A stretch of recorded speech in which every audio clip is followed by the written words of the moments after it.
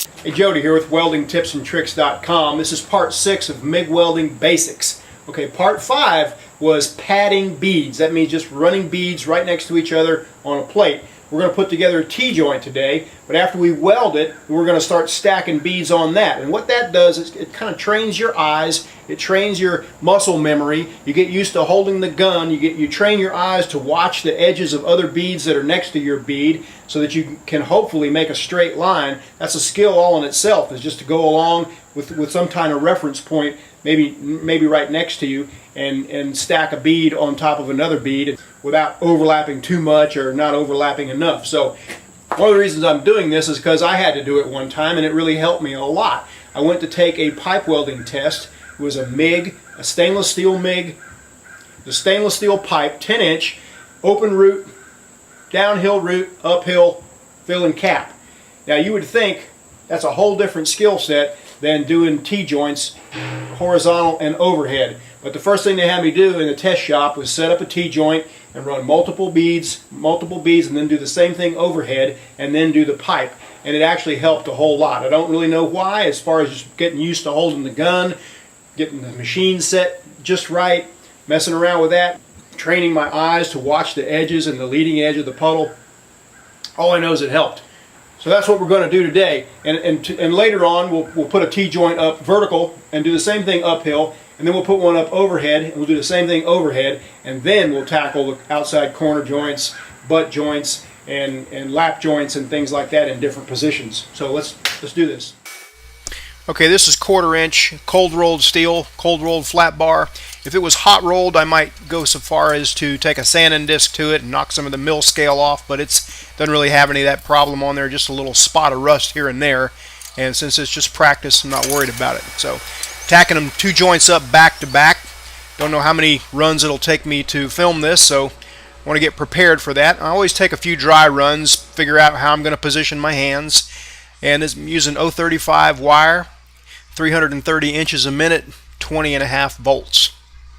Okay, before we get into it, here's a few tips, just a few reminders. Keep your stick out short, and what I mean by short is about 1/2 inch or shorter.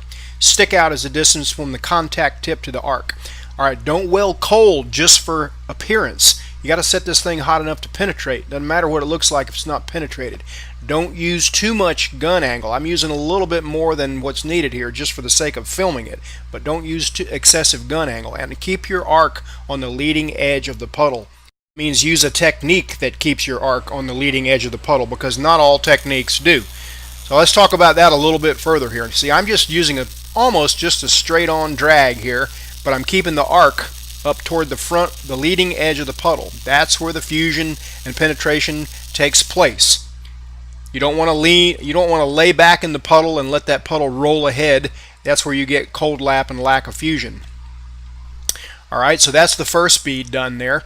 Now there are techniques that don't keep the arc all the way on the leading edge like this. It keeps it on the leading edge of the toes, doesn't do anything to drive it down into the root of the joint, and then you get lack of fusion, also called LOF, or cold lap, lack of penetration in the root. This is a cross section of that very weld. Whereas keeping it, even just running a straight drag here, but keeping it up in the front like that, results in something more like this, much better. Okay, here's another technique that I use a lot that traces the front of the puddle. I use this a lot. It makes nice little ripples and it works really well. Okay, here's for the second bead now. We're gonna overlap that first bead by about 2/3, not halfway, about 2/3. You'll see what I'm talking about here in just a minute. It's hard to see the exact toe of the weld of the first bead, but I'll try to show it to you in just a second here. You can see a little bit more clearly. That's where the toe of the first weld is. So it's overlapped by a good 2/3.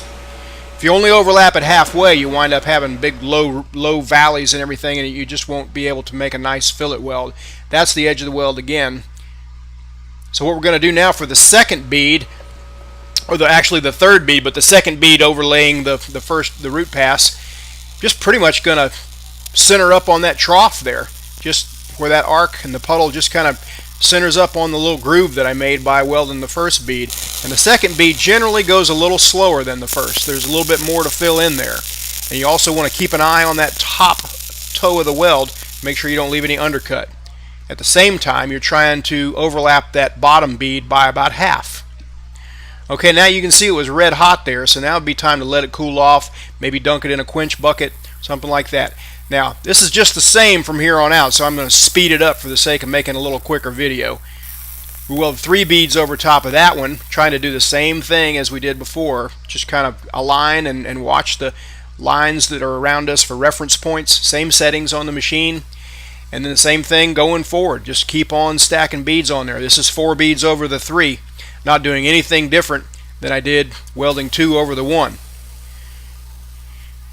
And that's about it. And that is some excellent practice. Again, we'll put this thing up vertical in a future video, and also overhead.